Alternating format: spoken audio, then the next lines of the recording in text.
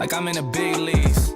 Yeah, told him I'ma hit it out the stands. I deserve another 100 bands. I deserve another 100 fans. Told them this was always in the plans. I just did it cause they said I can. Blowing euros when I'm down in France. Labels asking how I build a brand. Told them put a check up in my hands. Still got time, no cap. Made a few checks, but they all in the raps. Had a few friends, but they suck in the past. I don't even trip when I'm thinking about that. Hopped in the whip and we all in black. Shawty wanna ride to the hop in the back. 0 to 100, seen the rev on the dash. They ain't catching up, dog, I'm moving too fast. I'm in the big leagues. Told them don't miss me.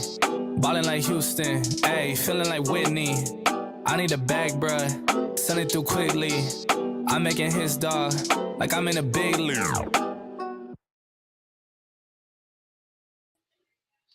Yo, yo, yo, what's up, everybody? Appreciate everybody already in the comments. Thanks for stopping by. This is your second installment of Mike on the Mic on TDPHINSTALK.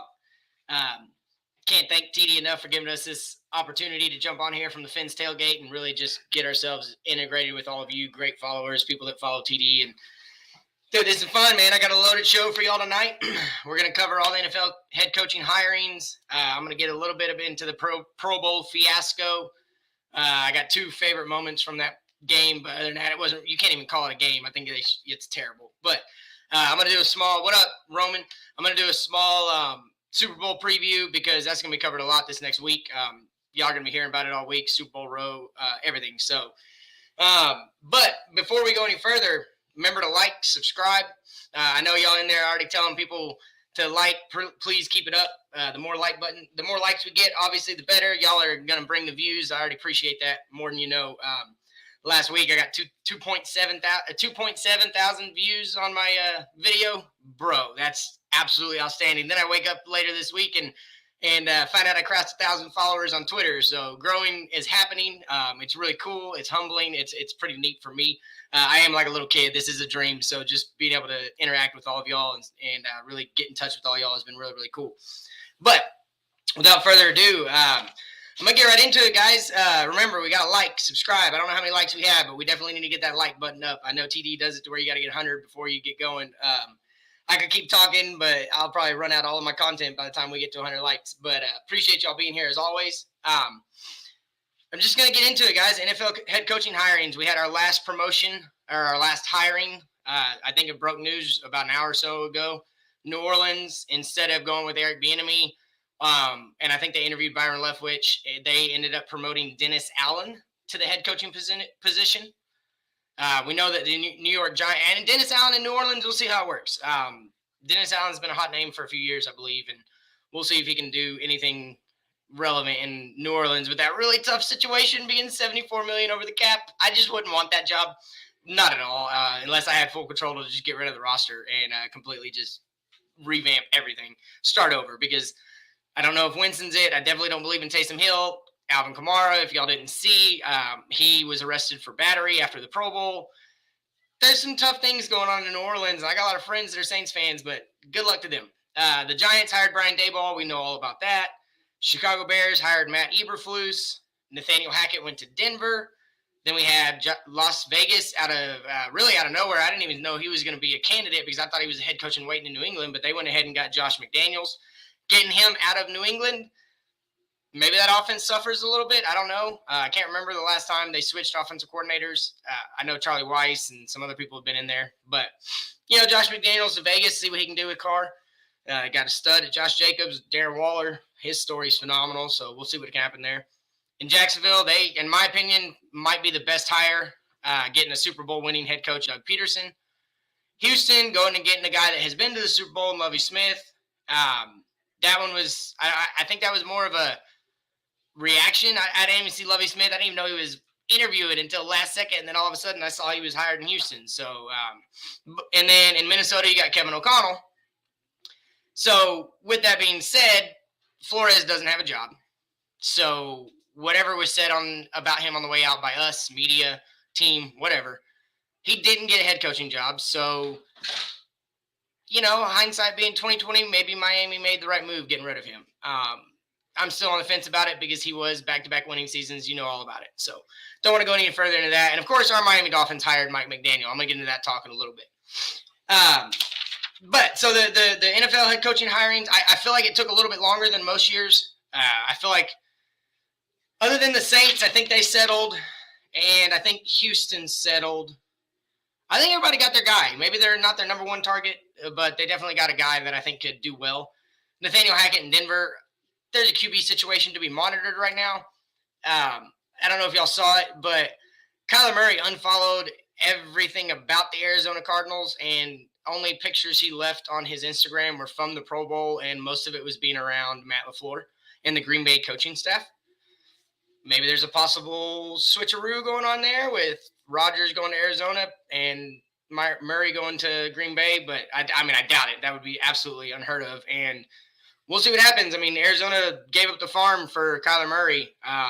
They tanked in back-to-back years, getting Josh Rosen the very next year, drafting Kyler Murray. So we'll see what happens, but I did think it was interesting that Kyler unfollowed everything about Arizona Cardinals on Instagram. Haven't checked his Twitter or anything like that, but that was definitely a story that came across my timeline, and I was like, oh, wow, there's definitely some rumblings going on there that I didn't expect. But, another season of Black Monday happening, all the coaches getting fired and new coaches coming in, and now all the fan bases get to dream and hope about the future, right? But before the future, which is the Super Bowl and next season and the draft and all that kind of stuff, we had this Pro Bowl. I don't even want to call it a game. I was absolutely appalled by the first half. No tackling.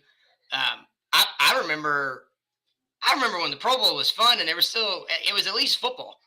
Now you catch the ball, you touch them with two hands, and they're down. If you get to the quarterback and touch him one time, he's down. And I don't understand why they play the game anymore if nobody's gonna be interested. One of the first mistakes was moving out of Hawaii. Pro Bowl hasn't been fun since Hawaii. The skills competition is cool. I loved seeing Mac Jones struggle like he did. People wanted to bring up that one target he hit where he barely hit the middle of the target, and oh man, Mac Jones is the shiznit, and then all of a sudden Russell Wilson goes out there and scores more in the skills competition than anybody ever had with 29 points, and he hit every target, and I believe he hit a target that not many people have ever hit. But the Pro Bowl, I had two moments from that game that I really liked. One is Micah Parsons, not the part where he beat Tyreek Hill and Diggs and Chubb, but the part where he was on camera before the game talking about how they're going to have to tell me to slow down. I promise you, they're going to tell me to slow down. And in the second half, he kind of got it started with he laid the first hit, if my memory serves correctly, on I think it was a swing pass to the running back, and he knocked him down. But my favorite moment as a Dolphins fan, and all the BS that is talked about Mac Jones, the win-loss record, everybody, the national media wants to jump all over him. Talk about he's the next Brady, and this is amazing. New England to go from Brady and struggle for 1 year and then get Mac Jones, blah, blah, blah, whatever. Mac Jones fumbled on a read option when there was nobody coming near him. They weren't even tackling, and I watched him fumble a ball. It was the greatest thing I'd seen, and nobody's going to talk about it because national media, they love them some Mac Jones. But that was my favorite moment from the Pro Bowl, other than Michael Parsons actually hitting somebody. They started playing towards the end. I thought the NFC was going to at least get it to where the AFC had to go down and get a field goal or something. But I don't believe there was one punt in the game. They did that new onside kick rule where you do a 4th and 15. I think they were 0 for 8 on both ends. But that Pro Bowl, I don't even want to call it a game anymore. It's a flag football. And on that, my buddy texted me about it. He was pretty pissed about it. He loves some football. And he had an idea of how to make it a little bit better. He said, flag football, all about speed, completely take the hitting out of it. No playbooks, no coaches. QBs call the routes, etc. in the huddle. Made up and make it like street ball style. Or can it all together. All NFL players invited have to research a high school player on varsity or JV to showcase in their spot. Big stage, they get to work out with the pro, coached under an NFL coach, etc.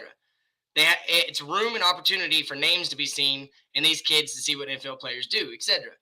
Dude, I think that would be a better idea than what we saw this Sunday, man. It was just a pathetic excuse of an all-star game. I hated it. But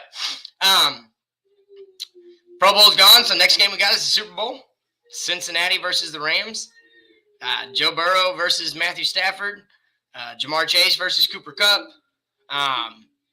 The matchups in this game, you're going to see, is Cam Akers going to be able to outdo Joe Mixon? Is Joe Mixon going to have a pivotal role?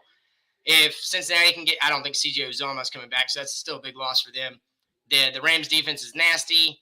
We know Cincinnati's O-line struggles. It's going to be, it could either be a shootout or it's going to be absolute domination by the Rams. I'm hoping for a shootout. I like exciting Super Bowls. That's the only reason to watch a Super Bowl when your team is the Miami Dolphins. Because, obviously we don't see our team in it very often. But I've never seen them in it, so you know what it is. But Cincinnati and the Rams is going to be fun. Is Joe Burrow going to supplant his name as a baby goat to win a Super Bowl, a Heisman, and a national championship? Never been done. To have the success in year 2 after having that knee injury in year 1. Yes, guys, please hit the like button. Please, please, please. What up, Tony? It's going to be interesting. And as far as prediction, I'm going to go out on a limb. I'm going to say Cincinnati 31-27 over the Rams. That's what I want to see. That's what I hope to see. I don't know if we'll see that, but I think both offenses are capable. It's just going to be if that offensive line can protect Burrow, because that defensive line of the Rams is, with Von Miller and Aaron Donald, needless to say anybody else on that team, just those two on the line alone is studly, and I don't know how teams block them. Who do you double? You double one of them, the other one's going to be free. You double both of them, and you're going to have the other guys doing their job.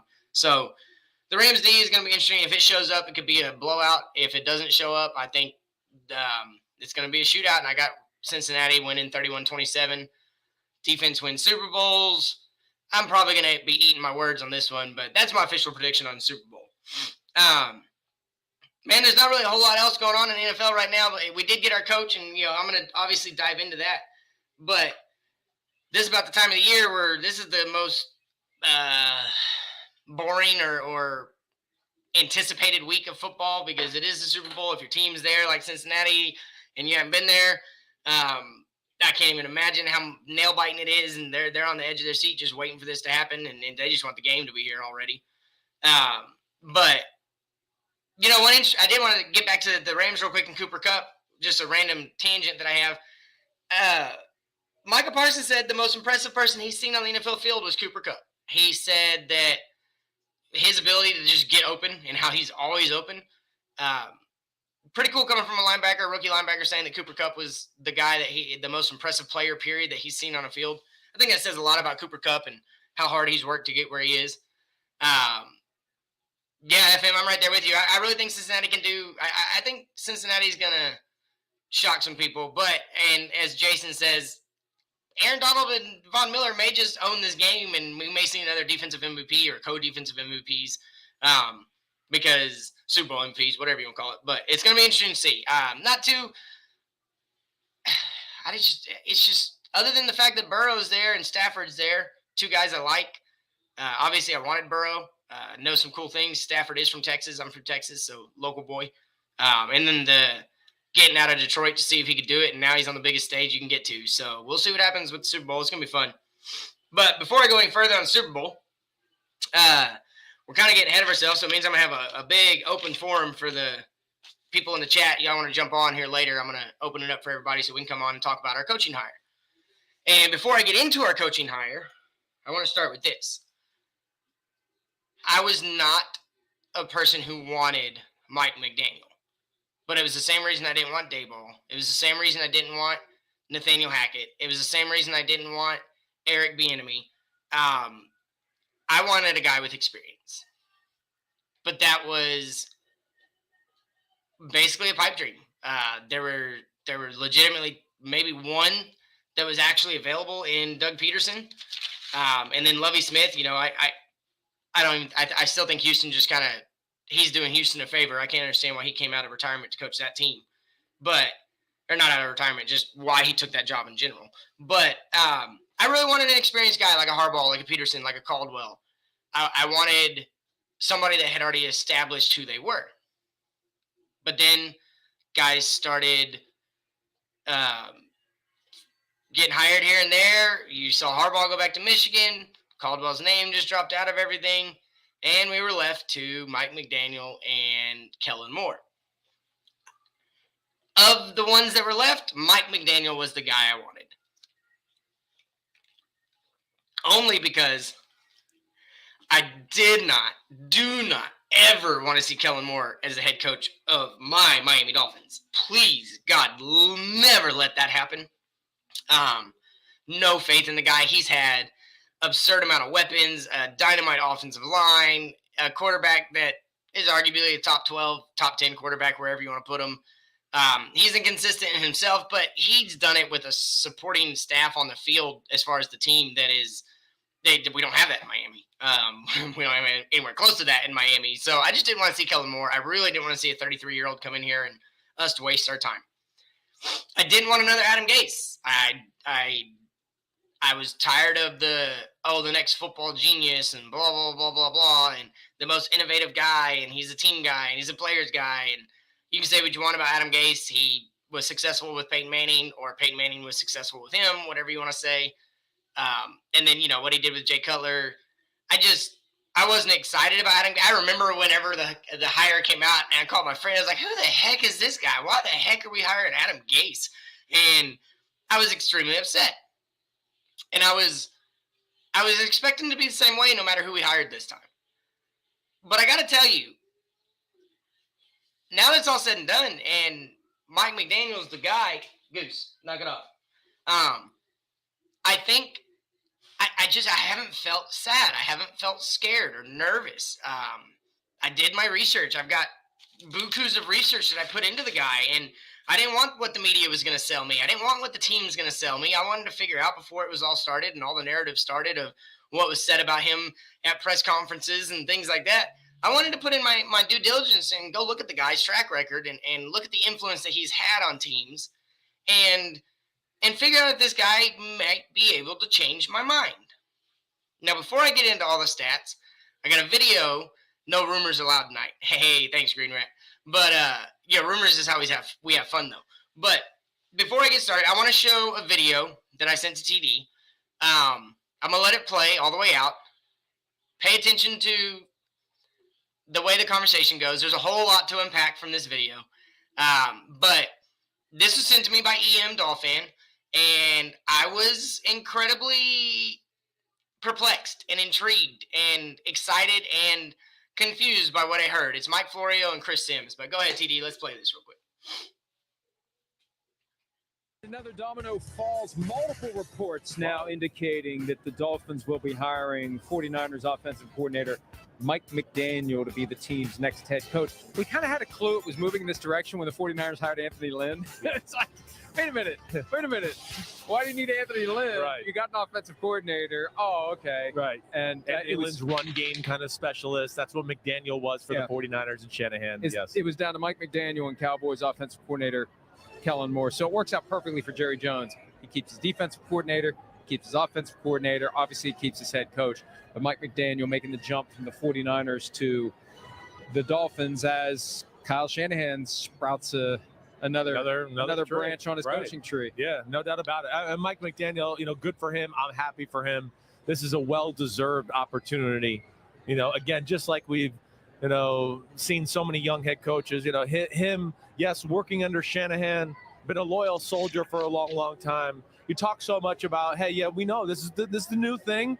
Owners want the young and up-and-coming, smart offensive mind. Hey, Mike McDaniel, just for everybody out there also, he is a minority hire, right? He's African-American. It's the lightest. He's very light-skinned. I know a lot of people didn't know that. I knew Mike McDaniel for 4 years and did not realize he was African-American. Multiracial is how it was characterized, but it counts yes, as a minority hire. And that now matters as it relates to the NFL. For the second straight year, the 49ers are going to pick up compensatory draft picks. Right. Supplemental draft picks as a result of this promotion that McDaniel has earned given his time working with Kyle Shanahan, just like with Robert Saleh going to the Jets last year. Right. Yeah, it's great for Shanahan that way. He's got a lot of diversity in his coaching staff. To me, he's got one of the best defensive coordinators in football, too, and D'Amico Ryans, who's an African-American. But more specifically on McDaniel, Mike, excited, one – again, know the guy, know him, yes, personally, know him more from the great things Kyle Shanahan has always said about him. He's an extension of Kyle. He's a brilliant person. He's Ivy League background.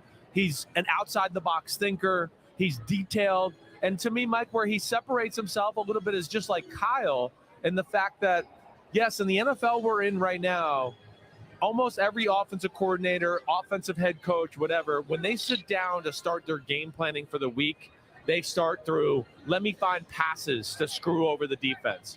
And Shanahan and McDaniel are different in the fact that they go, no, let me find running plays that screw over the defense, and then we'll build off of that. And I think, of course, gives them an advantage that they see the offense and the game through that lens. It makes it harder on defenders or defensive coaches to kind of figure out what the approach is going to be on a week-to-week basis, but he's got a great young energy, and I think it's going to be good for the Dolphins. Based on what you know of Mike McDaniel. Yes. How will he feel about working with Tua, quarterback Tua Tagovailoa? Right. To me, it sounds like you almost had to be all in on Tua to want this job. That's why Brian Daboll was considered such a strong candidate, I think, at first, because he worked with Tua at college at Alabama. I don't buy that, though. I think that was when they were in the mode of maybe we can't come off as dysfunctional. We're going to blame everything that went wrong with Tua on Brian Flores, and once we get a new coach, then it could all change. Right. And I think Deshaun Watson continues to be in play for the Dolphins. Maybe that's the other way to put it. And I'm sorry I interrupted you. No, it's all right. But not just Mike McDaniel with Tua. How will Mike McDaniel feel about the possibility of Deshaun Watson becoming a Dolphin, and which of the two do you think he'd prefer? Well, I don't think anybody that evaluates football would take Tua over Deshaun Watson. And that I'm not trying to be Deshaun Watson, when playing and hitting on all cylinders, is one of the 5, 6, 7 best players in the NFL. So I do think he would take that. But I think where it's also good, Mike, the 49ers are rare what we've seen the last 3 years. 2 out of the last 3 years, 2 NFC championship games, 1 Super Bowl appearance, where again, they're built through team and they're not quarterback centric. They show you they can compete without their quarterback having to be a star or kind of carry the squad. And I think that's the good thing about Mike McDaniel, I think, with the Dolphins and Tua, is he'll formulate an offense that'll go, wait, it'll be through the run, and I'll figure out ways to do things that make sense for you. I did this with Jimmy Garoppolo. We know he has his limitations at quarterback. Well, Tua at least is a better athlete than Jimmy G, and we'll be able to run boots and things like that where they can move the quarterback. So I think within that, too, you're getting a head coach that it doesn't need a star quarterback to make offense work, and I think that was probably something that jumped out to Stephen Ross and company down there. More 3-yard passes. More 3-yard passes, right. 3-yard passes. Well, listen, you saw Jimmy G. What was his touchdown pass? One of them screened to Deebo Samuel. He had a nice one to Kittle. I know that. But yes, they find a lot of ways to give him easy completions and let guys do work after the catch. By the way, if you're watching the show on Monday morning on Peacock, first of all, thank you. Second of all, you know it's now official. It's probably even more official because we just got word as of 6:23 p.m. Eastern on Sunday that it has been announced by the Dolphins that McDaniel is the next coach. Hi, I'm So there's so much to unpack in that video. First thing that stood out to me was Chris Sims. I know the guy personally, but I know him more by what Kyle Shanahan has said about him. Trying to make himself look cool, bringing up that he's the first minority coach that's hired, and just trying to make himself look cool. And no matter how he does, I know, TD, I knew that was part of it, man. But, hey, y'all, don't forget, like and subscribe, y'all. Make sure to check out the Fins Tailgate. We need 11 more to get to 500 subscribers in less than 3 months. Pretty cool. Gio over at Miami Sports Fanatics, he's in the comments saying hi. We're all a big family. TD's letting us all, he's giving us this amazing opportunity to get in front of y'all. But back to that video. Florio did his best to incite the tuning ears again and talk about, well, what about Deshaun Watson? But the things that really stood out to me was, and this is where I started doing my research. They run first. They're committed to the run. They run to set up the pass. They don't need a superior QB at the position to be successful.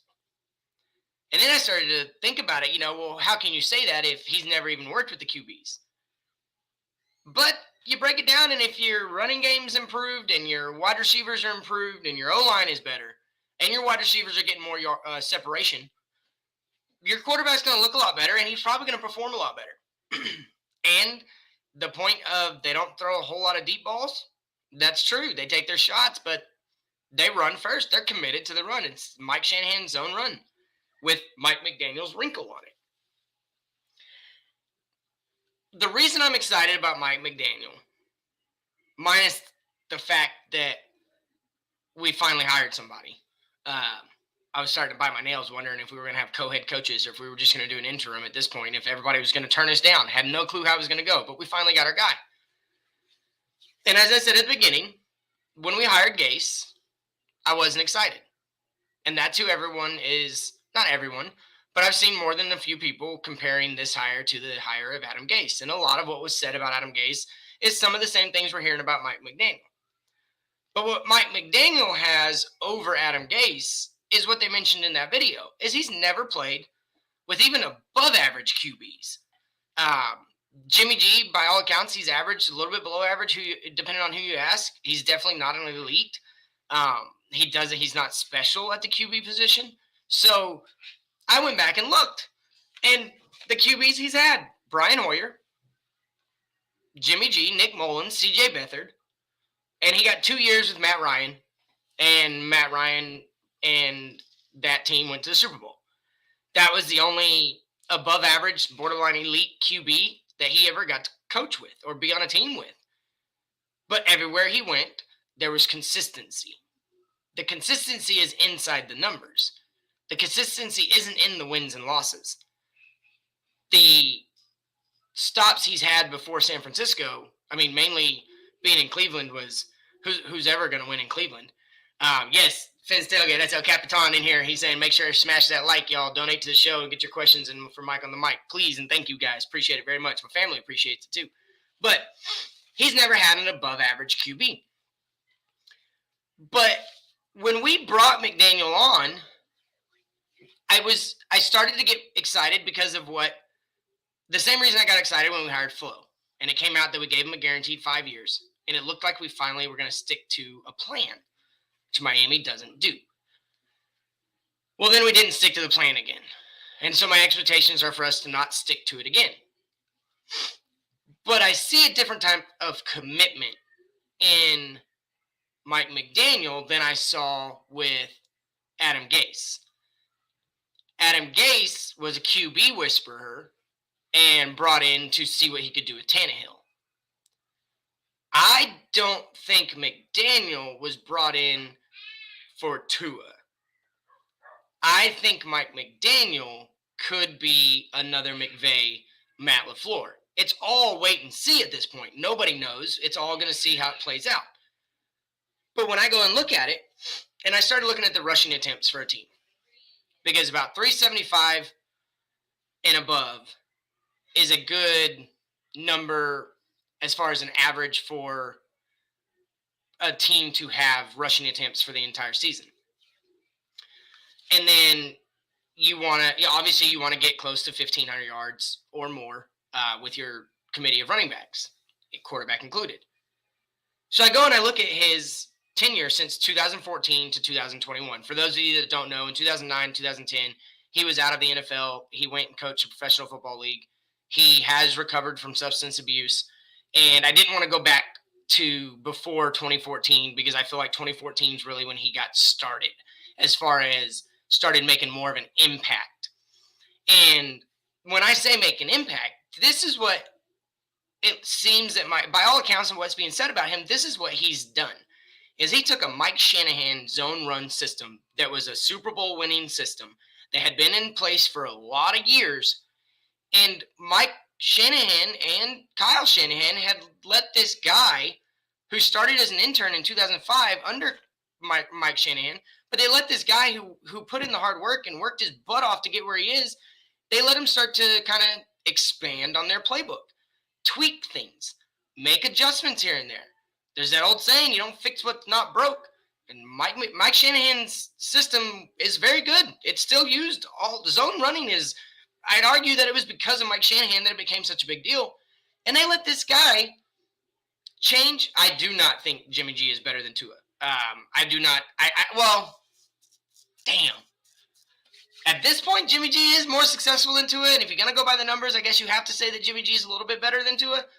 But at the same time, they both don't scare me. They both don't strike fear in our opponents. We don't, teams aren't going to game plan for them to beat us. I'll say that Tua is slightly better than Jimmy G just because of his age. And he can still change the narrative where Jimmy G's narrative is written. He's going to go be a bridge QB for a team next year, and that's it. He's never going to be a top 10 or an elite QB. And I'm not saying Tua is either, but he still has time to, prove me wrong, which I just don't think is going to happen. So anyways, back to McDaniel. Mike Shanahan and Kyle Shanahan let this guy improve upon their system. And by all accounts, he is a forward-thinking, out-of-the-box, innovative guy, not just coach. He's a likable dude. He's going to be fun. But for the first time ever, we might actually have some interesting and fun press conferences to watch. It's been a while. But he's a likable dude. He's 38 years old. And being that he's 38, and this is a South Florida podcast, granted this is TDPHINSTALK, but there's another coach that was hired at 38 in Miami. His name is Eric Spoelstra. Both Eric Spoelstra and Mike McDaniel spent over 10 years behind the scenes doing the dirty work, working their way up. Mike McDaniel started as an intern. Eric Spoelstra started in the video room. And y'all got to see what Eric Spoelstra did for Miami. Miami Heat are now perennial contenders in the East, and they're leading the East right now because of Eric Spoelstra. He should, it was on the hot seat many a times, but he just sticks around, and Pat Riley knew what he was doing, and he brought his guy in, and he's sticking to it, and he's having success. I know it's basketball, but it's another young coach that was brought into South Beach, and South Beach has an effect on people, whether it's the lifestyle, whether it's the environment, the activities you can do, whatever it is. When you go to South Beach, whatever team you're on, you genuinely like it, and you have a lot of fun when you're there. And the pressure, I wouldn't say that it's less, but it doesn't seem like it's not a New York. It's not L.A. It's more relaxed. It's more, you got more grace when you come to South Beach.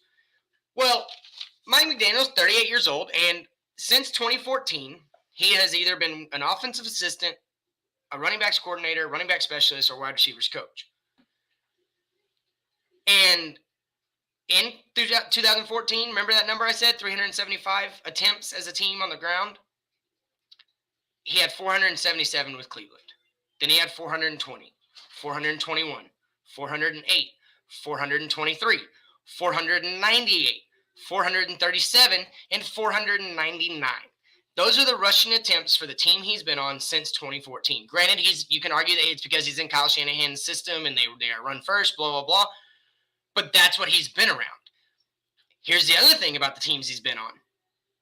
They're wide receivers. Every year, except for 2014, when Andrew Hawkins was his number one receiver in Cleveland, has gone over 4,000 yards as a group. And they've averaged over 11 yards a catch every single year. So I was like, okay, well, maybe that's not that impressive. And I go and I look at Miami's numbers just since 2017. Rushing attempts in 2017, 360. 371 in 2018. 349 in 2019. 428 and then 442. So I was like, oh, sweet. So Flores got us running the ball more. And we had back-to-back 400 attempt seasons. For a team that doesn't have a quarterback, that's a very important stat. So I was like, okay, cool. Except in 2021, they averaged 3.5 yards a carry. And in 2020, they averaged 3.9 yards a carry. And then it was 3.3 yards a carry. And then 4.7 and 3.9. So one respectable year, 371 attempts, 4.7 a carry. Take that to 420 attempts, 450 attempts, do the math. That's over 2,000 yards in a season for your running backs. That's what we need in Miami. Pardon me. So then I was like, okay, cool. And then I go back and I look at the wide receivers for Miami from 2017 to 2021. And we've not had superstars, but we've had good wide receiver talent. In 2017, 3,792 yards. 2018, 3,309 yards. 2019, when we actually had a decent year with our wide receivers, was 4,117 yards. But then it went down to 3,937 and then 3,936. Now, granted, those are close to 4,000, but they're still not there. But this is what got me is they've only been over 11 yards per catch twice in the last 5 years. With the quarterback that we have in Miami, running the ball and getting your receivers in position to get those extra yards, yards after catch, whatever you want to call it, that's key. And by all accounts, because of this guy's scheme, he's going to get your wide receivers open, and your running backs are going to have bigger lanes, and you're going to have consistency where in the commitment that I think we're making, and that's to the run game. Everybody on here, whether you like Tua or not like Tua, it's either going to be offensive line and running game. One of those two is either why he sucked or what needs to get better for him to even be decent, average. If you think he's going to be good, it's going to take an offensive line and a running game.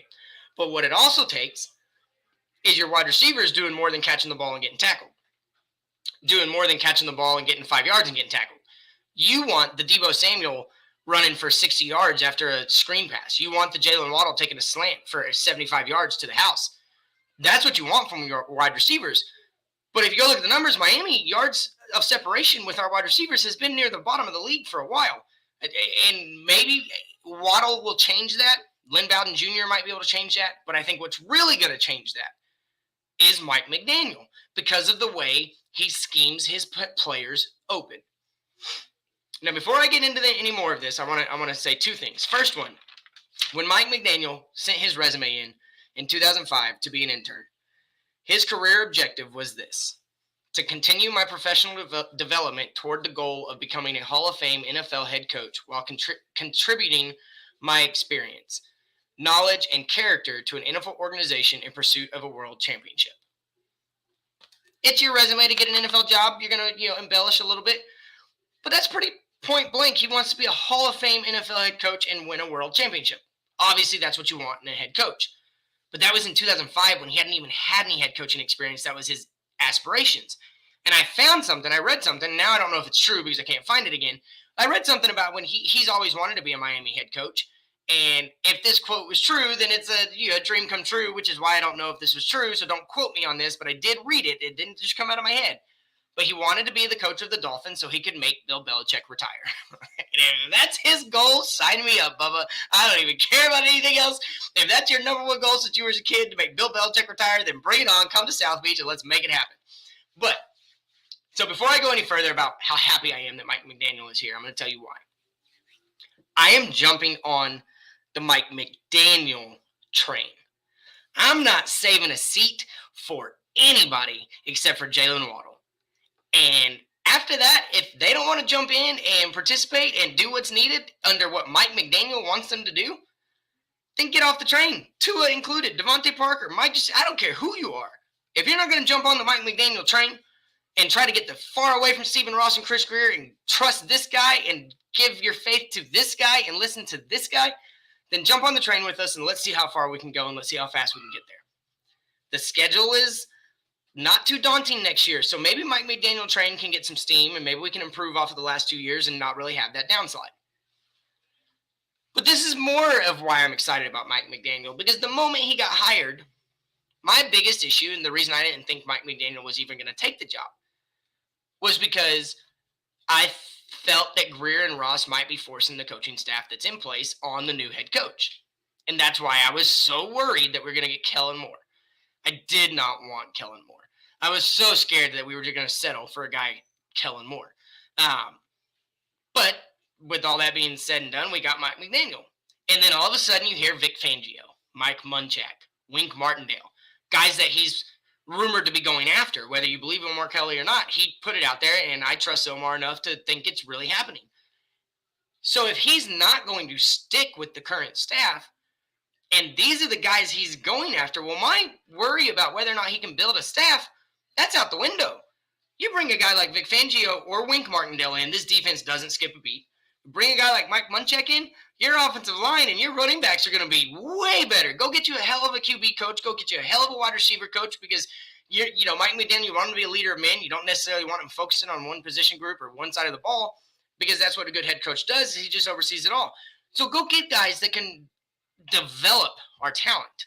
We have some great hidden talent in my eyes. And I say it's hidden because nobody's seen it, because we don't have the development. We haven't had the coaches to develop the players in the right way. Our health and wellness guys need to be fired. Our strength and conditioning coaches need to be fired, because a lot of these soft tissue injuries can be fixed by getting strength in different areas of your body. CT hypertherapy, if he gets in here, he'll let you know. There's just been such a lack of development in Miami that I'm thinking, okay, if you're going to go get a Vic Fangio, you're going to go get a Munchak, or you're going to get a Wink Martindale, and then you're going to jump in and bring what you have experienced over the years as far as developing players that aren't necessarily going to be superstars, but you maximize what they do. I mean, I don't know if this is right, but and I'm going to look further into it before the season starts, but every QB he's been on a team with has had a career year after he got there. Those are some shitty QBs, excuse my French, but guys like Nick Mullins, CJ Beathard, and Jimmy G and Brian Hoyer, granted their career years aren't going to be that good, but that's pretty good to get a career year out of a guy that is never, ever going to have a name in this league once he's done and retired. Nobody's going to remember him except that they probably played for the Browns, or they were the part of the three-headed monster one year in San Francisco when they went with three different quarterbacks and had a hell of a year. But we have a guy named Tua Tagovailoa. But I don't think that's why he's here, and that's why I'm excited. Tua, somebody mentioned in the comments he has one more year. Yeah, I think he has one more year, but I don't think that's a knock on Mike McDaniel. If the NFL doesn't come down hard on this team because of all the allegations from Brian Flores with Stephen Ross offering money and all those kind of things, then maybe, just maybe, this is an audition year for Tua. Hey, this is a new system. Hey, if it doesn't work out, we got 2 first-round picks in 2023. Maybe they go try and get another quarterback. Maybe they try and draft Kenny Pickett. Maybe they go after Malik Mill, or whatever his name is. I forgot his name now. One of the quarterbacks, the big arm quarterback. He's going to be a project. Maybe they go get him this year. I don't know, but I do think Tua only has 1 year, and if he doesn't show the Josh Allen type third-year improvements, I don't believe he's on this train anymore, and I believe they will put him on the bench and go get somebody else. I still will argue that this is the offseason to do it with the guys that may be available. But if Deshaun Watson doesn't play it, yeah, Malik Willis. There you go. Thanks, man. Lucky you. Appreciate you. All the Persian. Appreciate you, man. Thanks for tuning in and listening and helping me out. But don't forget, like, subscribe, tip me if you want. I don't really care if you tip. It is really cool that I can get tipped here, so that's pretty awesome. That's another reason why I'm happy TD brought me here. But thank y'all for being here. Thank y'all for participating, and I will get to the comments here in a little bit, especially when I drop the link. But yeah, to it. 1 year. Get out of here if you don't want to jump on, because this is what's going to happen. Mike McDaniel is not going to run an RPO. He may run a modified version. I don't think so.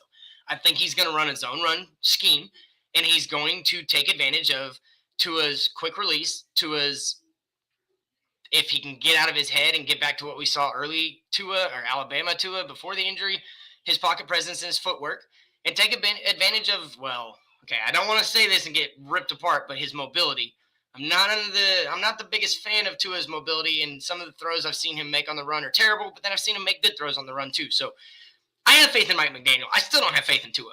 I have faith in Tua possibly being a good quarterback, maybe not in Miami, but I don't have faith in Tua being the guy. But I have faith. I think I have faith in McDaniel, y'all. Like, I've been dying. I've been begging y'all. If y'all have heard me on the Fins Tailgate, I've been begging for somebody just to give me some hope.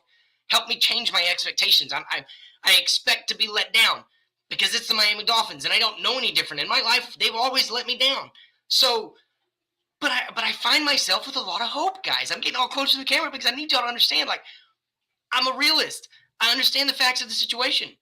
And a first-time head coach was the last thing I wanted, but I got a little bit of hope now because the numbers are there. I mean, I literally went through and I researched everybody, guys. I went through every single one of his teams, and I had to find out, is this guy what they say he is? Because I don't want to know what the national media is going to say about him. I don't want to know what the front office and what the team is going to say about him. I want to know what I think about the guy. And granted, I'm an amateur when it comes to knowing football, but I know football. I watch a lot of football. I'm a sports nut. Football is one of my favorites.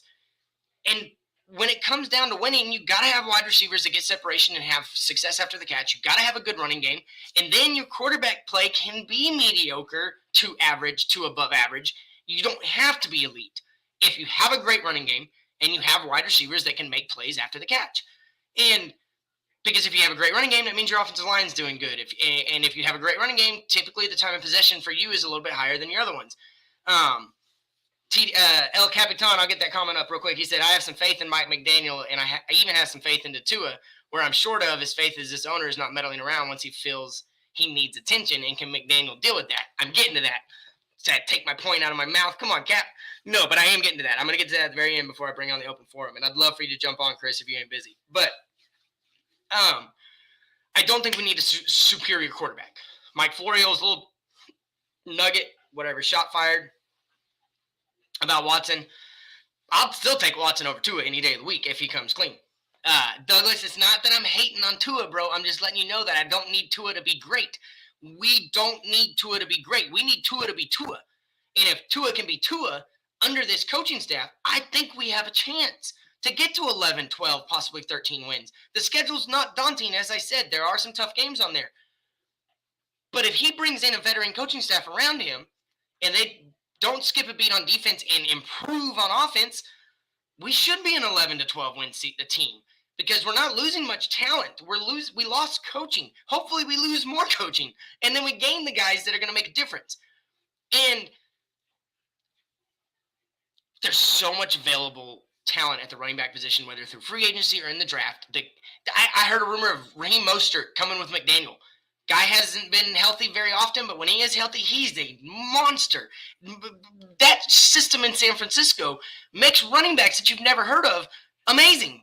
Jeff Wilson, Raheem Mostert, Matt Breida was unknown before he went there. There's guys that just show up and they become great in that San Francisco system, and that is where McDaniel's had his hands in the cookie jar more than anywhere else he's been, is in San Fran. So you can attribute that to Kyle, but Kyle attributes it to McDaniel. And Kyle doesn't strike me as a guy that doesn't want you to credit him for what he does and what he has his hand in. He gives that credit to Mike McDaniel as far as tweaking the game and improving upon their scheme. We need a run-first team to be successful with Tua that we've seen to this point. I'm not talking about what we could see from Tua. Mike McDaniel gives me more hope than Brian Daboll would have given me. Hell of a lot more hope than Kellen Moore. I'm arguably more excited about Tua being the quarterback now than if Harbaugh had been here or Doug Peterson, because of the numbers that back McDaniel up. These other coaches didn't have these numbers when they were first-time hires in Miami. They lived off of the talent they had around them. He's been in Cleveland, Houston, Washington and San Francisco, 10, maybe 11 Pro Bowlers over that amount of time off of each team combined. He's never been a byproduct of the talent on the field. He's had to coach the talent to get the most out of them, and he's done it. And he's done it time and time again with the running backs and the wide receivers. The QB, he doesn't really get his hands dirty with the QB, and I respect that because, as I said before, if you have a good running game and your wide receivers are doing things after the catch, then the QB he'll be successful as long as he just doesn't make the boneheaded mistakes. We've seen Tua make boneheaded mistakes, but then he always bounces back, and he doesn't repeat the mistake very often. He just doesn't do it very often. That's one thing he consistently does is not turn it over. Alita says, people have compared McDaniel to Gase as a supposed QB guru with experience on the offense. Could it be that McDaniel is a team guru? 100%, because listen to me, Alita. He's never been a QB coach. He's been an offensive assistant, a running back coordinator, a running game specialist, and a wide receivers coach, and now offensive coordinator. That is it. He has never worked directly with the quarterback. That's why I think comparing him to Gase is different. Gase was known as a QB whisperer. I haven't heard that said about McDaniel yet. I've heard him say everything else that they said about Gase, but I haven't heard them say that he's a QB whisperer because he doesn't work with the quarterbacks directly. What he does with the rest of the skill position players on the offense helps the quarterback. So that's why I'm really excited about Tua, because this guy wasn't brought in here to fix Tua. He sold the team on what he could do with Tua, but it's not about Tua. And that's why I'm excited. And then I'm going to get to this next point, and then I'm going to drop the link. And for the last 30 minutes, I'm going to let people come on here. DDG, but he doesn't repeat it. I'm not saying he doesn't repeat mistakes. It does happen, but yes. And y'all know how I feel about Tua. But I think McDaniel we can get the most out of our team with Tua at the quarterback position with McDaniel over anybody else that we could have hired. And I'm dead set on that right now. And somebody's going to have to change my mind and prove me wrong before the season plays out. Because the way I see the season going is we're going to have the best running game or best running team we've had in Miami for a long time. We're going to have wide receivers that actually excel getting separation from the DBs and getting yards after catch. I think Waddle's going to be a top 5 receiver. I think we have a secret weapon if he comes back fully healthy, and Lynn Bowden Jr. I think that guy's skill set with Mike McDaniel is about to be so much fun to watch. I want him to go get a big bruiser. I'd love to see him that he could steal Deontay Foreman. Kohler brought up I had a pipe dream about Aaron Rodgers coming to Miami, but his pipe dream is that Tennessee is going to trade Henry, and Miami could be a good fit since they saw they could succeed without Henry. But go get a big guy that has some speed, because that's perfect for what McDaniel wants to run.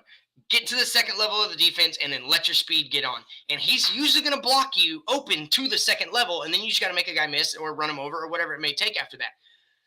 But I think we're about to have a run-first team in Miami, and a run-first team that's going to be successful. Not like these 442 attempts and only averaging 3.5 a carry.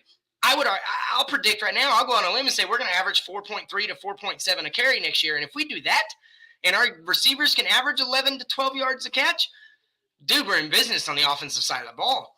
And then there's and here's why.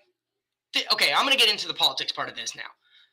I've kind of told you why I'm excited about McDaniel when it comes to the team and what I think that, I just don't think Tua is that important anymore to the overall success of the offense.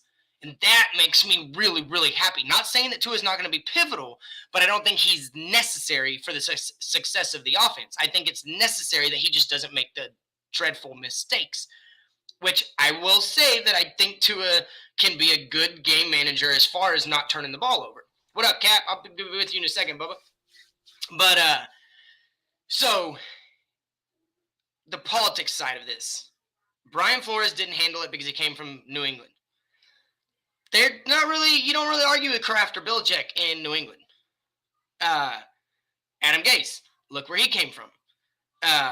These coaches that we've gotten over the last 10 years or so, usually have come from teams that are good. They're grounded. They're well-rounded. There's not a lot of turmoil or drama. You can say what you want about New England, but as far as the operations, the coach doesn't get argued with and the owner doesn't get argued with unless the coach and the owner are arguing between themselves. But McDaniel has come from trash, guys. Trash. His records, the teams he's been on, he's had 5 winning records of a team that he's actually been on. The reason I don't fault him for that is because he wasn't the head coach. So therefore, the win-loss isn't necessarily on him, but the numbers inside the win-losses is where he excels and where he's consistent. So you come to a team like Miami, which is the Barnum and Bailey circus of the NFL, and you have to deal with Stephen Ross and the Chris Greer, and you have to deal with the Miami media, and you have to deal with the goofballs that are around here. But I think he's dealt with it. I mean, he coached in Cleveland. You can argue they're worse off than we've been for a long, long time. And yes, they might be more successful as far as making the playoffs, but they're still a shit show. And so he comes from there. He comes from Washington. You heard, if you were on my show the other day, Spoon of Zeke was talking about how Miami is the Washington Commanders of the AFC with the dysfunction in the organization. Well, McDaniel's been there. McDaniel has been in Houston. McDaniel went to San Fran when they were dreadful his first 2 years. He's been in the shit shows. He's been in the circus. So I think he might actually be able to navigate it pretty well because he's been through it. He's not coming from an organization other than San Fran, but they have had their struggles lately. But he didn't come from a bunch of teams that had it figured out. He came from a bunch of teams that never got it figured out and still haven't got it figured out. So now he's coming to a team that he's used to as far as the weight and the expectations and the negativity that comes your way and things like that. I really think this guy is going to do well because I think he's going to be able to hear Stephen Ross and just realize that I got to coach the team. And I think that's what Mike McCarthy is doing in Dallas, which is why Dan Quinn and Kellen Moore are coming back, and Mike McCarthy is one last chance, like we're giving Tua, granted quarterback head coach, but he listens to Jerry Jones and he just goes to coach the team. And I think McDaniel will be able to do that. But I also think that there's a small chance that after this whole Flores situation, maybe Ross has learned something. I can't say he has because obviously he hasn't shown us that he learned anything since he took over ownership of this team. But maybe, just maybe, they're going to let McDaniel do his thing. Greer, go get the talent. Ask McDaniel what you think about the talent you want to get, and then make your decision. And Stephen Ross, just collect your money, Bubba, because there's a chance this team could be good because of who you've brought in for the first time in a long time. Not that we wouldn't have been good with Brian Flores, but because of his deficiencies in building his staff and on the offensive side of the ball, we were not balanced. And a non-balanced team isn't going to go very far. You can be great on defense, but you have to have consistency on one side of the ball. In one part of the offense, whether it's running game or QB play or wide receiver play or whatever, you have to have some sort of consistency on the offensive side of the ball. Even if you're the best defense you've ever seen in years, you still have to have one thing that you're consistent at. And what we're consistent at on the offensive side of the ball is not getting the big plays, not pushing the ball, not getting consistent running plays or going away from the run for some reason. I don't think that's going to be a problem anymore. I came on here because I wanted to, this is called bringing hope back to Miami. And guys, like you could see, I'm really excited about this hire. And I did not want the guy, but now I can't contain myself because I have faith that this can be different. I don't know if it will be, but for the first time in forever, I really like the direction this team is going to go. And it is still an unknown because he is a first-time coach.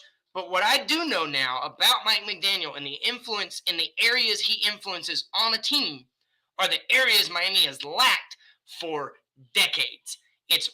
Not decades, I'd say a decade since Ronnie Brown and Cedric Cadillac Williams, but that era of football. Ronnie Brown started the Wildcat. Other than that, we haven't had a consistent run game. Our rushing attempts are never close to 400. We average dreadful yards per attempt. This guy is going to fix that, and that's why I'm excited. I am super stoked about what's going to happen with the cap space, the talent he can bring in on the offensive side of the ball for free agency, whether it's going and getting Terron Armstead, Ryan Jansen, whoever you want, Trent Brown, Orlando Brown, sure up the offensive line. Go get you another weapon in a Calvin Ridley or maybe a Chris Godwin. Go get an intermediate guy that can take the top off the defense once he gets the ball in his hand. Maybe go get a Mike Williams to take the ball off, take the top off the defense and go get the 50-50 ball in the end zone more consistently on the field than Devontae Parker. There's a lot of ways this can go. And with this guy at the helm, if they do indeed bring in the veteran coaches he's talking about on his staff as a Vic Fangio or a Wink Martindale or a Mike Munchak, you get guys like that in here, then other guys are going to gravitate to them. They're going to want to be a part of this development that's going to take place. And maybe, just maybe, we'll see all the talent in Miami finally come to life and be who we want them to be or who we thought they were going to be, Tua included. And without further ado, I'm going to go ahead and bring some people on. I know I got Tony back. I think Cap's back there too. But yeah, run Ricky, run. I love Ricky Williams. What up, Cap? What up, Tony? Appreciate y'all joining me over here on TD FinStalk. Hey. I'm going to tone thanks, Mike. down a little bit. Don't give yourself an aneurysm, please. Oh, no, bro. I got too much excitement. It never goes away, bro. It's all right. This is just something new. Yeah, and for me, I've dealt with the mediocrity for so long that this is why I'm wait and see with who he brings on in the staff and stuff like that. That's why I'm being patient.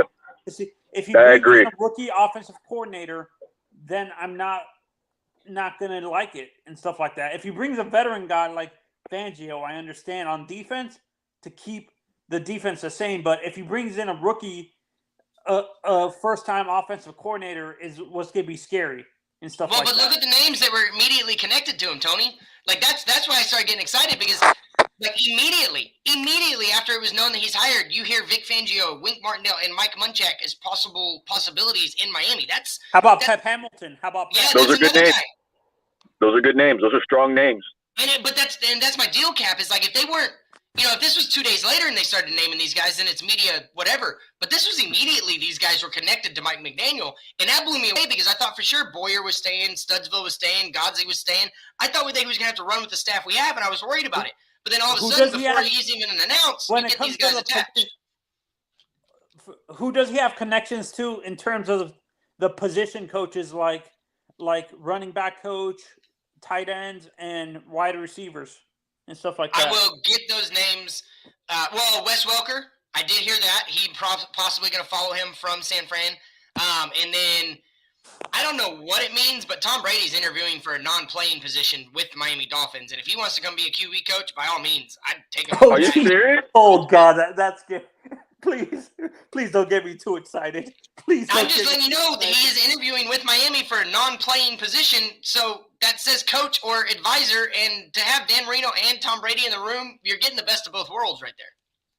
Yeah, I mean, if you can pull something off like that, if you can do that, man, and you're willing to make those type of investments in coaches that are proven, and you bring back the fullback, which I'm, emphasizing and capitalizing. I don't ask for much in life, man. You want a running game, you get a lead blocker, man. It's about time we get a Wadnewski or just Kowski or somebody that's, that can mess somebody up and just get you those 7 yards per carry on a second down. You know what I mean? Like, I'm just, like I said, I believe it when I see it, but if you can feed me those type of those solutions to the problems we have as far as with coaches, then yeah, let's see what happens. But I like the name. Mike, I want your answer.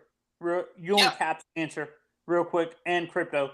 I asked this on Larry's channel earlier today, but the guys that we drafted the past few years, do they fit for me, when I look at guys like Liam Eichenberg, Robert Hunt, Robert Jones, they feel like they're more of a power blocking scheme type because they don't really have the footwork to be able to pull like you see with zone blocking schemes. Are we going to have to draft or sign tackles that draft or sign offensive linemen that fit that scheme? Because the guys that we've drafted the past 2 to 3 years don't fit that scheme.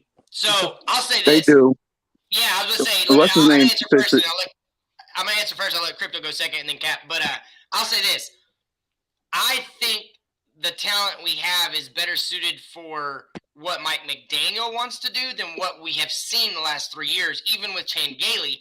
I think the talent we have drafted in the Austin Jackson, the Eichenberg, the Robert Hunt, Robert Jones, I think these guys will excel in this system because they're bigger bodies and they're some of them are agile. Maybe not the greatest footwork, but that can be taught. So I do think our talent is going to be – I think that's why McDaniel was so – 10-hour interview was because he was looking at every position and trying to sell the team on, hey, look, I can take this guy who you spent this pick on and I can get the most out of it and make that pick maybe worth it. And so go ahead, Crypto, but that's my thoughts.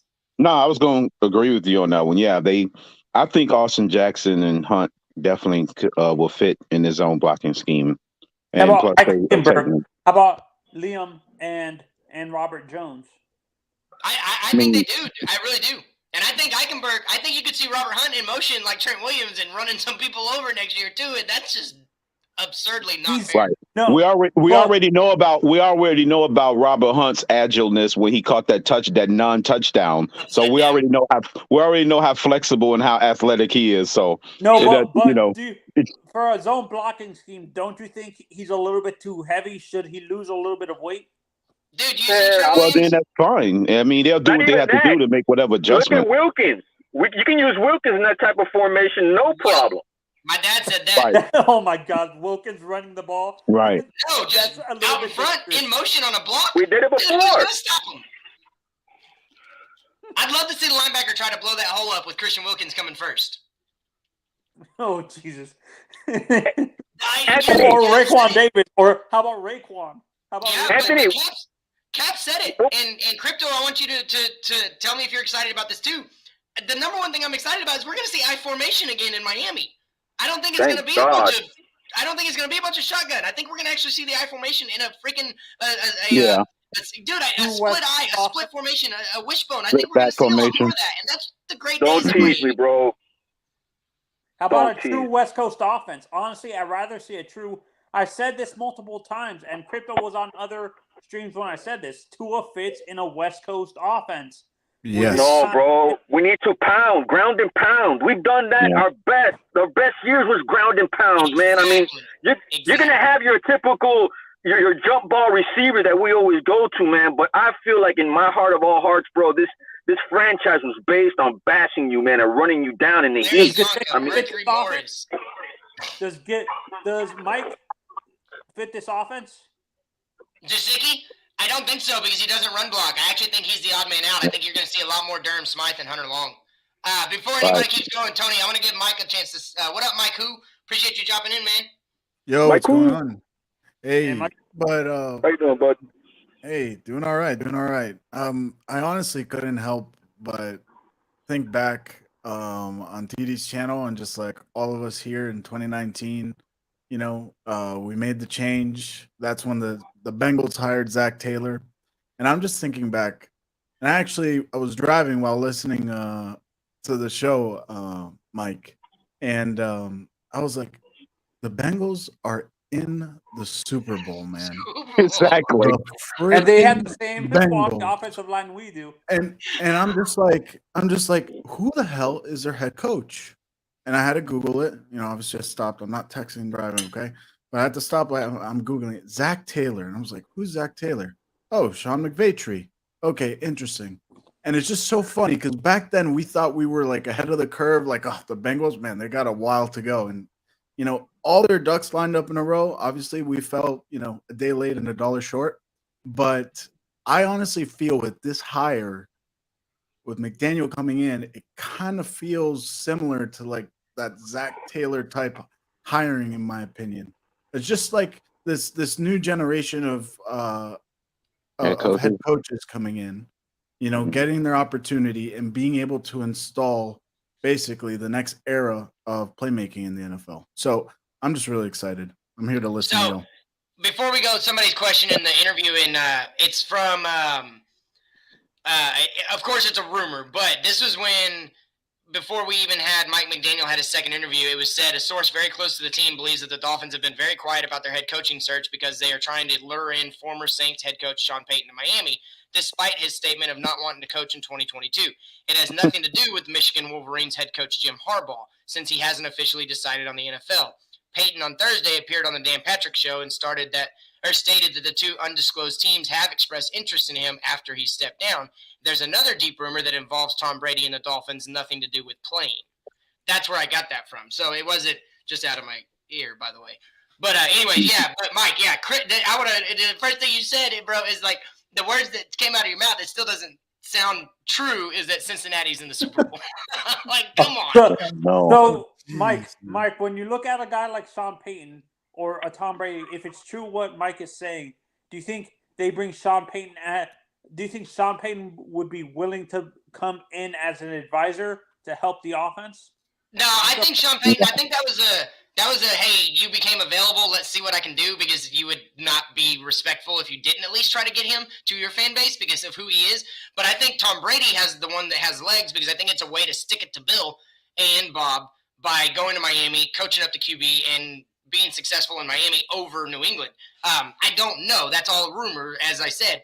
But if he does want to come in a special advisory role or a QB coach role, or if he wants to get into the front office role, bring it on. The guy's a genius businessman, and he knows how to. He knows Michigan how to alum. manipulate the rules, so he can do it again. 100%. But I just think that it's just the names that are being connected with Miami before Mike McDaniel were all pipe dreams. The names that are connected now, I think, are realities. And I'll get back to Peyton? the How about thing Peyton? is I'm just really excited. How about Peyton Manning coming to Miami instead of Tom? I think Peyton Manning goes to Indianapolis if he goes anywhere. True, actually. But man, imagine Tom Brady and Dan Marino. Honestly, I feel like Dan Marino's just getting up there, and he's not like as involved. But Tom Brady, he's fresh out of the NFL. He's been there. He's been under center, and basically this transition that we're going through in the new NFL. You know, it's a completely new game, or different game than it was. Dude, if he got some sort of coaching or even just advising level role with the Dolphins, I mean, who needs a QB whisperer, man? That's it. Somebody, and real quick on this, I want to do the panel. We'll go top to bottom. So Cap, Tony, Crypto, and then Mike, I want y'all to answer on this. But part of the reason, if I wasn't clear, that I'm really excited about Mike McDaniel is that I don't think we have to build around Tua anymore. I think we're going to build around the run game. And if we're going to build around the run game, then Tua is not the focus anymore. Do you think that this team can be successful if it's not focused around Tua and it's focused on the run game and the defense? Cap, you go first. Yeah, no, I mean, last month we were all with expectations levels of 11 wins. And I don't think me and Crypto have been on this the past couple of weeks. We should not shy away from that expectation level. And if we do, shame on us, man, because that just means we're just starting all over. And how long do you think that's going to help our defense last? Our defense is going to get worn down, older. Right. Quarterback situation ain't going to be as friendly with the contract. I mean, it's just, I hate to say it, man, but he's walking into a situation where, you need to pull a Matt Nagy. You need to pull a Sean McVay. You need to do something like that in this day and era, man. And, that running game should get us over the hump, man. I really hope that exciting. Helps. Right. But 11 wins or bust, man. We need to have 11 wins. I agree. I agree with you 100%. Tony, you think that we have to build around Tua, or if we build around the running game, it'll be enough? Honestly, I'm good. I know this is gonna offend the Tua fans, but honestly, I see Mike McDaniel drafting his own quarterback. Honestly, and it's in this draft, in either Bradley Zappa from or Carson Strong, because honestly, that style of quarterback, that body type fits his offense a lot better because of Jimmy G. When I look at Jimmy G, it's the same style quarterback, but with a stronger arm and more accuracy and stuff like that. So honestly, I think we're moving on from we're going to draft the quarterback in this draft. I don't care if it pisses off. You've been on that for a minute. You've been saying that for a few weeks. But Crypto, go ahead. You think we can build around the run game? And I'm going to tell you why I'm asking this question in a second, but I want to hear your thoughts. Do we need to build around Tua, or can we survive with Tua if we build around the run game? I think if you build around the running game, by default, you're going to be helping Tua. But it's by that definition. I'm thinking once they do solidify and get us to a serviceable offensive line, we don't have to have top 5 or elite offensive line. We have to have just enough so we can run our scheme, because it's going to be a scheme-based offense. Yep. So just enough time for us to run our scheme-based offense. Yep. And that West, and that's what I'm thinking. Sorry, I didn't know you were done. Sorry.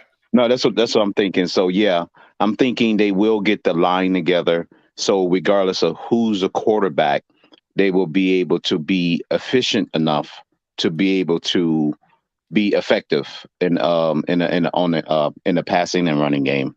So I'm thinking they'll tack one, so by default you'll be helping the quarterback regardless of who's under center. Oh, what about you, Mike? Same question.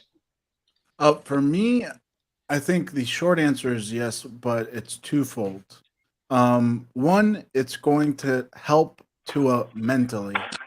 We all know the amount of stress and pressure that this poor dude has gone through over the last 2 years in the media, with just insane rant over rant over rant, criticism over criticism.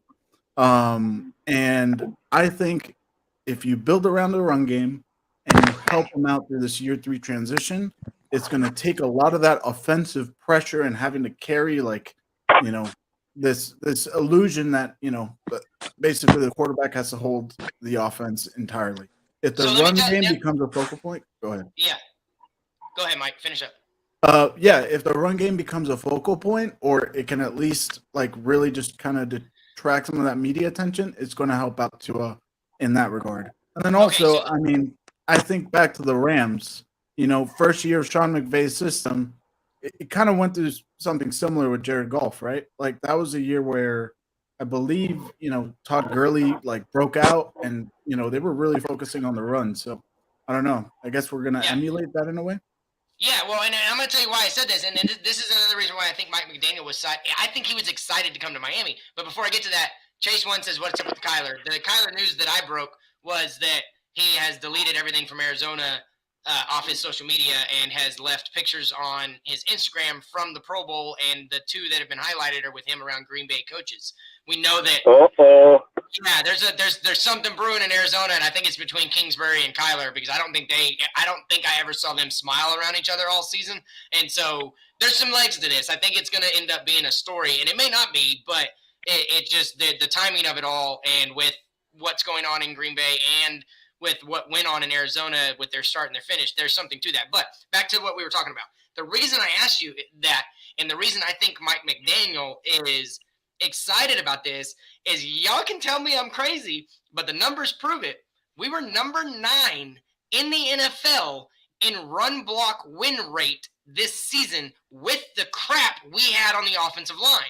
He's a running coach. We were dead last in pass block win rate, but we were number 9 in run block win rate. That's what it takes to run a zone scheme, is to win your block and set that hole and set that edge and set that lane. And this team is already, with the crap we have in the offensive line, is already pretty good at run blocking. So now you're getting a running coach in here to just further develop that. I think that's why he's excited, because even with somebody asked earlier, Tony, talking about Ken Eichenberg and Austin Jackson and all these people, can they be successful under this coach? I actually think they're going to be really successful because they're already good. They're decent at run blocking. They are absolutely dreadful at pass blocking.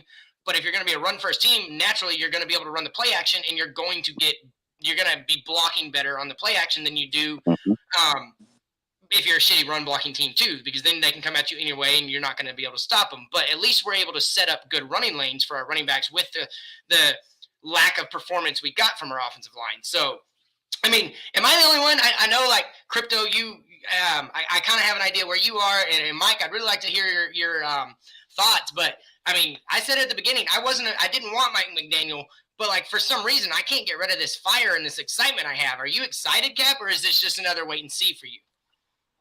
It's just another wait and see for me, brother. I mean, like I said, I want to see what coaching staff he implements here, the style of play, like you said. I mean, the draft, and hopefully all the scandal disappears as well. It's just yeah, man. I'm happy you're optimistic. I am, but you know, it's not falling for the banana in the tailpipe, man. I'm not. Yeah, but you saw how mad I was, and I told you how mad I've been in the past, and I did not want this guy. But like I said, I woke up and I'm like, I'm really excited now, and I think it's because of, I don't know. It's just, I haven't heard the national media say anything except what we already knew, and the team hasn't said anything yet, and the press conference hasn't happened yet, and before any of the smoke's being blown in our face, I find myself excited, and it's really cool. But anyways, the only thing that I like, that I really do like, and it's going to be real quick, is that I feel he can be a real smart ass with the media down here. You know what I mean? And I like that. Fun press conferences, bro. That's what I'm excited about. We've had some boring ass press conferences for a long time. Please elevate those, man. I mean, they're just. Tony, what up, dude? You excited? Because I know this is you kind of wanted this guy. Douglas says he's cautiously optimistic. Are you excited, or are you just another wait and see? I'm trying to get a judge. Honestly, I'm like Cap. I've dealt with so much mediocrity with the Dolphins. The only teams, I'm going to say this, the only teams I've seen win championships since I've lived in Miami and in Florida in general, as a Miami fan, sports fan, are the Heat, the Marlins, and the Hurricanes. And I haven't trusted the Dolphins because of Stephen Ross. I've lost trust in this franchise because of Stephen Ross specifically. Yeah. So I'm not gonna fall for that banana in the tailpipe shit again. Yeah, and that's I mean, I 100% can't argue with you because that was my deal. Is like, what are they going to sell us on the same stuff they've sold us on before? But so I understand, and that's where I was 2 days ago. So I'm right there with you on that. What about you, Crypto? You're muted, Crypto. There you go. Oh, it's a wait and see. It's cautiously optimistic. But I do approve of the hire because he was my number 2 overall behind Caldwell. And since I found out that Caldwell wasn't going to be interested, or they wasn't interested in Caldwell, not giving him not one single interview, I just went to who's next on my list as well as theirs. So Caldwell just disappeared, man. Yeah. If the rumors are true, Mike, that Kyler might be and if Aaron ends up leaving. And Aaron ends up leaving, and Kyler goes to Green Bay. Do you think Mike McDaniel would trade for a Jordan Love? I don't know. I mean, that's the mold of the type of quarterback he's gonna want. But I think how is that possible? Arizona can do that? I mean, it's so early in the game. I don't know. I just know that Kyler's not happy supposedly, and if he's not happy, you either get rid of the coach or you get rid of the QB, and Miami got rid of the coach. So, Mike, you excited or where you at on this? I'm not a wait and see. I am extremely excited, and the reason why is I'm actually more excited for McDaniel's hiring than I was for Flores. The reason why is because I'm just going to leave it like this. Flores is what we needed at the time. And McDaniel is what we really, really want to work and make happen. And we're excited for the potential that can come out of an explosive offense because our defense, it's killer. But our offense, now we're excited for the potential that this can bring. Mike, I want to offer pushback a little bit when you're done with your statement. That was really it, honestly. I'm excited for Tony. Honestly, I disagree. I think Flores was the right coach at the wrong time, in my honest opinion. Like, if we hired a guy like Mike McDaniel the year before, I think it would have been a lot better. Flores, I think, is better for a team who's already set up to win, in my honest opinion. We weren't set up to win just yet. Yeah, but Flores made us tough again, and we were spineless before Flores got here. Where I'm coming from it. The mentality was the coach, and the mentality was at the wrong time for us. We were still a rebuilding team, in my honest opinion. Well, Tony, don't you think that structure was needed though? Because I mean, we were in shambles, man, when Flores took over. We were in we had to have somebody change his culture. Nothing. No, I know that, but that's what the Patriots culture offers. He was the right coach at the wrong time, is what I'm saying. Like, all right, fair opinion. Yeah. I mean, I'm not going to argue with you. That's your opinion. I think that we needed him more than we needed most coaches because he was going to bring that Don Shula. You could have said the same thing about Tony Sperano, yet we fired him. Yeah, I agree with you, but Tony Sperano didn't also participate in multiple Super Bowl championships and have a defensive resume the way Flores did have. I'm not disagreeing with you. I just thought that it was perfect timing for a coach like Flo with the team that was about to be decimated and blown up to get somebody in here and set the culture to where, like, I've said this before, Miami's defense has to be, like, people are worried about it Top again. 5. Yeah, it's just, Miami's defense, like, people are legitimately, like, they're scared. They have to scheme for our defense now. They don't know how their QBs are going to handle the zero blitz. That's because of Flores. I think he was the perfect timing, but I think his time ran out, and I think McDaniel can elevate what Flores set up going forward with more respect, more communication, things like that. So, couldn't agree more with that statement. So yeah. But Mike, I do want to ask you. We're gonna go. I got a few minutes left. Got about 5 minutes and 45 seconds. Who's winning the Super Bowl, Mike? Bengals. Crypto. Rams 31-17. Tony. Rams 45-10. And Cat. Rams 27-24. Damn, Tony, did you just say 45-10? Yeah, I could see that happening because let me offer him some assistance because the Rams have something. The Rams have something that KC doesn't have when they get big leads. They have a defensive line that can close out a game. And if the Chiefs had anyone like the Rams had, if their defensive line was anyone like the Rams, that would have been the score of that game. Because that 21-3 lead would have been 41-3 because they would have spent their years back with the Aaron Donalds of the world and the Von Millers of the world and destroyed Burrow. So that's the difference. That the Rams have. If they get a big lead, they can turn it into 45-10. Yeah, and I don't know if y'all heard me. I did say that it was either going to be a close game, and that's why I picked 31-27 Cincinnati, because if it's not a close game, then the Rams are going to make a boring Super Bowl because they're just going to run all over them. But 45-10, man, that's... I don't trust... Honestly, I don't trust that... Can't even enjoy the halftime show. No, I don't want to watch it anymore. I'm like, that's not even a game. They're going to all go home at halftime. If you were in a lab for 10 years, you would not be able to cook up the swag that Burrow carries. Bro, I'm just gonna put it that way. Okay, so it reminds me of Dan Marino and John Elway.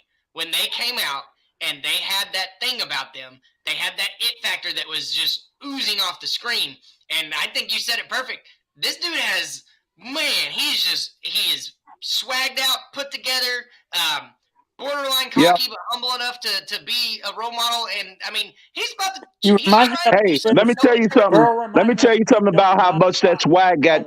How much that swag got Dan Marino in the Super Bowl. He got blown out by the 49ers. That swag only carried him so far at the Super Bowl level when they ran into a much better 49er team that just wiped them off the map. And that was sad for me as a Dolphin fan because that team wasn't prepared on the defensively to handle the Niners. And they just the Niners defense shut them down in that second half. Yeah. Well, and that's what I'm saying. Like, I just think that it is the one quarterback since then that has that type of swag. But yeah, you didn't have to break my heart, man. That was like the year after I was born. I didn't want to remember that already. I'm just saying the swag only can carry you so far to the Super Bowl. But what I've seen from Burrow that Dan, for me, my dad talks about it all the time. If he would have just chose to hand the ball off a little bit more, I think that he might have won a couple Super Bowls. But he was always do it myself, and I think I've seen that Burrow, he's going to do it if he has to, but like he's not going to try and do more than he has to. Hence the 300-yard game with no touchdowns, no interceptions, or one interception, whatever it was. You know, a Dan is not going to be settled with 300 yards and no touchdowns. He wants the 3 touchdowns to go with the 300 yards. Yeah, and this is why, for me, I compare it. His personality, to me, is more towards he's a humble guy like Steve Young. That's why I say he's Steve Young, not... Yeah. 100%. Joe Montana. He's a little bit louder and more boisterous in Montana, but I think he's a quiet leader too. But hey, guys, I appreciate y'all coming on. I'm gonna close out the show with a little final thoughts on some of the comments. Thanks a lot, Mike. Coming in. Thanks a lot, Mike. Last word, Tony. Last word, Crypto. Last word, Mike. Last word. Go ahead. We move forward, man. Let's just keep going, and we ride together. We suffer together, man. Let's just keep doing this. Have a good night, man. My final words: we're drafting a quarterback. Yep, Cal. Drafting a quarterback. All right, Tony. Crypto. Yeah, it's on to the next adventure. You know, I think this coach is going to take us on the next adventure, whether it's a bad outcome or a good outcome. I'm just calling it an adventure right now. Yep. All right, Crypto. I'll see you later. Mike, what about you, bud? Last word. Hey, just Dolphins forever, guys. I mean, legit, we're in it to win it, and excited for 2023, man. Let's do it. Awesome. 2022. Awesome. All right. Later. Hey, appreciate you, Mike. Thank you so much for jumping on. And don't forget, check out the Fins Tailgate. Subscribe over there, and you'll see us. We have content all the time, just like TD. So it's we ain't as established as TD, but he's helping us out, and we just can't wait to learn from him and keep making ourselves grow like he did. But my final thoughts, guys, is I did see that Amari Cooper in the comments is supposedly going to be cut. I think that's true because I think that they're cool with going with CeeDee Lamb as number 1 and Cedric Wilson as their number 2, and then build through the draft in that aspect for the Cowboys. I also see Tank Lawrence might be cut from the Cowboys too, and if they're both cut, those are 2 guys I would love to make a run at. What about you, TD? You like Amari and Tank? Man, I don't like nobody, man. You did a whole episode, 3 of them, of putting a team together, but you still don't like anybody available? No, I mean, they're okay, but, you know, we got to figure out where we're going to put this money at. So, yeah, well, I agree with you. Who's your top get? in free agency right now? The guy you say we have to have no matter what. A middle linebacker, and I don't have a specific guy yet. Okay, I think it's Armstead. I think our defense doesn't only need to get better. I mean, stay good. It needs to get better. Yeah, because we're still gonna have to carry the team, just like the blueprint in San Francisco. People don't realize that defense still carries the team. But one of the best things I heard from your show tonight was the good thing about McDaniels is he's gonna take us away from building around Tua and building around the run game instead. That makes all the sense in the world. So we'll see what we get out of that. It's gonna be very interesting, but I got a problem. Man. The Fins Tailgate hasn't reached 500 subs yet, and they are literally only 6 subscribers away. It doesn't make any sense. I know it's been a down night. YouTube didn't send much of the notifications, but listen, man, all those who are left, if you are not subscribed, be one of those 6 subscribers for us to hit 500 subscribers on the Fins Tailgate. Absolutely makes no sense that we didn't hit it yet. But we're going to try to do that right now. We're not going to delay this. We are not going to delay it. It is right there on your screen. 494, the Fins Tailgate. Go subscribe to it right now. There we go, 97. We need 3 more. The link is at the top of the video in the comment section. The link is at the very top. We're not going to leave here without the 5, man. Come on, y'all show up. Appreciate you, TD. Y'all show up, man. Hit that like button. Make sure you go subscribe because we're trying to get to the 500 mark. That's a huge threshold, man. 3 more. Let's go. Let's go. Where y'all at? Don't be like that. And I know some of y'all are on Facebook right now. Let me see our numbers. We got some on Facebook. We got some on Twitch. We got some on Twitter right now. I know you're not on YouTube, but sometime tonight, go over to YouTube, find the Fins Tailgate, and make sure you subscribe, all right? We got to get to this 500. 503, we hit it. There we go. Hey! Much obliged. Much obliged. Appreciate you, bro. Appreciate you, TD. That's what's up, man. But great show tonight, man.